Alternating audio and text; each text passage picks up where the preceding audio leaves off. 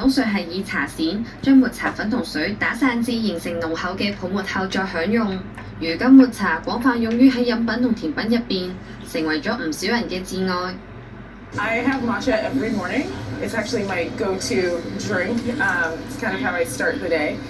有美國茶葉採購商指出，過去1-2年抹茶需求以前所未有嘅速度增長。不過日本喺熱浪嘅侵襲下，抹茶收成減少，全球抹茶面臨供不應求，價格大幅攀升。預計日本抹茶今年嘅價格將會上漲70%。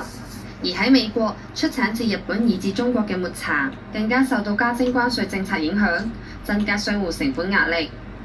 三藩市一間飲品店嘅老闆透露，店入邊每個月消耗幾百公斤抹茶，但係價格就喺短期內翻倍上漲。